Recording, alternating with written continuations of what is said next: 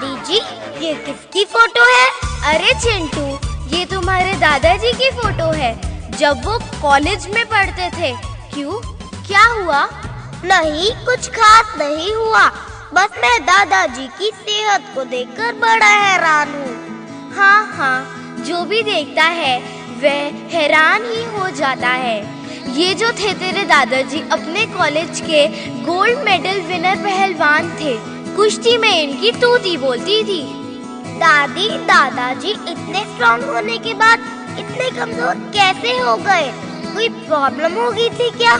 ले, तेरे दादाजी ही आ गए। इनसे ही पूछ, पहलवान से कांगड़ी पहलवान कैसे बन गए? अरे सुनते हो चिंटू, ये आपकी फोटो देखकर कुछ पूछ रहा है कि दादाजी ऐसे कैसे हो गए। अरे चिंटू, तुम्हारी दादी भी ना बस खामखा लगी रहती है मेरे पीछे। बेटा कुछ नहीं, ऐसी कोई बात नहीं है। नहीं दादाजी, आज मैं जानकर ही रहूंगा कि इसके पीछे राज क्या है। अरे चिंटू बेटा, राज क्या? एक तो उम्र का तगाजा भी तो है और दूसरा अब करने को कुछ बचा भी नहीं।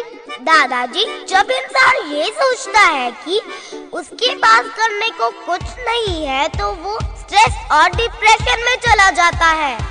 सही कहा चिंटू बेटा, मैं भी बस इसी चक्कर में कई रोग लगा बैठा।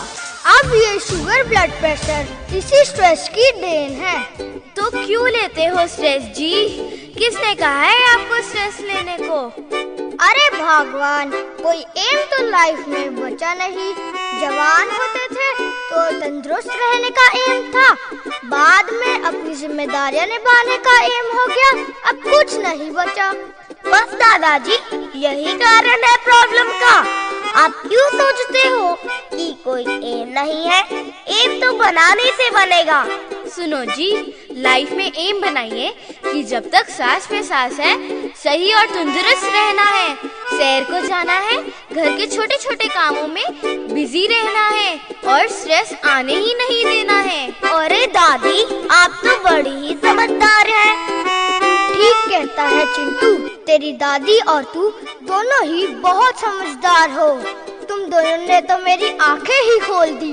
आगे से मैं रोज सैर पर जाया करूँगा और तेरी दादी की हेल्प भी किया करूँगा।